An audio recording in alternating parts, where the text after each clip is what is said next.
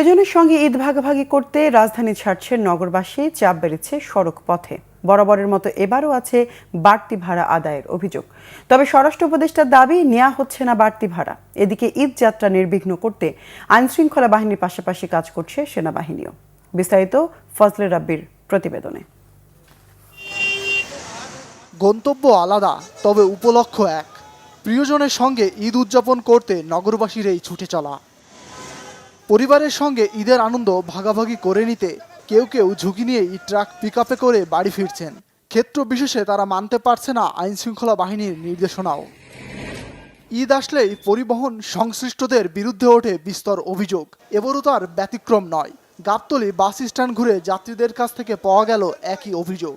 ঈদের সময় আমি 50-60 টাকা বেশি চাইলেও দিয়ে দিচ্ছি, এর আগেও আমি গিয়েছি, কিন্তু এবার আমার কাছে ভাড়া 400 টাকা করে চাচ্ছে এবং কোনো বাসই 400 টাকা ছাড়া যেতে রাজি না। আমরা যেখানেই যাই না কেন ভাড়া 400 টাকা চাচ্ছে। প্রায় 2 ঘন্টা হয়ে গেল, 400 টাকা ছাড়া কোনো গাড়ি আমাদের নিবে না। আমি পাটুরিয়া যাব।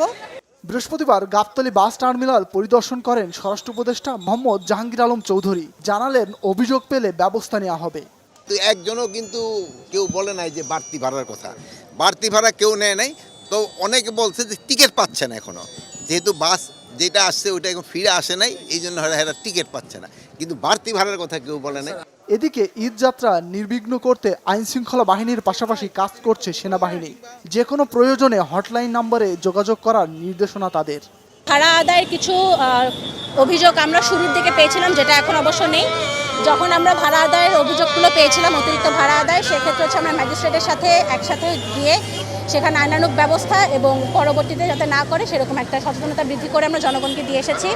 এবং জনগণদের মাঝে হচ্ছে আমাদের একটি ক্যাম্পের হটলাইন নাম্বার দেওয়া আছে, যার মাধ্যমে হচ্ছে আমাদের এই অভিযোগগুলো তারা হচ্ছে হটলাইন নাম্বার আমাদেরকে জানাচ্ছেন এবং আমরা তদনগাদ আমাদের পেট্রোল টিম এসে ম্যাজিস্ট্রেট সহ এখানে আমরা আইনানুগ ব্যবস্থাগুলো নিচ্ছি। অভিযোগ আর পাল্টা অভিযোগের মধ্যেই এগিয়ে যেতে থাকে মানুষ নিজ নিজ গন্তব্যে ঈদের আনন্দ ভাগাভাগি করতে। ফজলে রাব্বি, বাংলা ভিশন, ঢাকা।